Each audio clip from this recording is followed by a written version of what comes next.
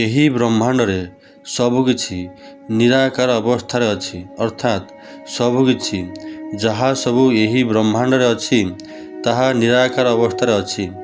ଧୀରେ ଧୀରେ ସମୟକ୍ରମେ ଏହା ପୁଣି ଏକ ଆକାର ଧାରଣ କରେ। କିଛି କାଳ ପରେ, ସମୟ ପରେ ତାହା ପୁଣି ନିରାକାର ଅବସ୍ଥା ପ୍ରାପ୍ତ ହୋଇଥାଏ।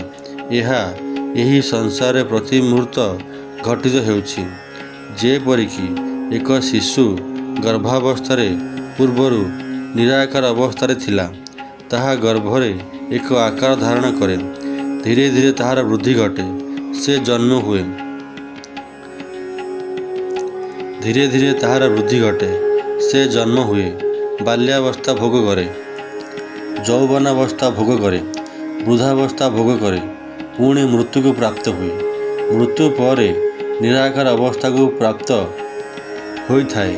ମୃତ୍ୟୁ ପରେ ନିରାକାର ଅବସ୍ଥାକୁ ପ୍ରାପ୍ତ ହୋଇଥାଏ। ଏହି ପ୍ରକ୍ରିୟା ଏହି ବ୍ରହ୍ମାଣ୍ଡରେ ସର୍ବଦା ଘଟିତ ହେଉଛି। ଏହା ସର୍ବତ୍ର ଦୃଶ୍ୟମାନ ହେଉଛି। ଏହା ଜାଣିପାରିବା ହିଁ ଏକ ଜୀବ ପାଇଁ ମୁଖ୍ୟ ଅଟେ। ଧନ୍ୟବାଦ।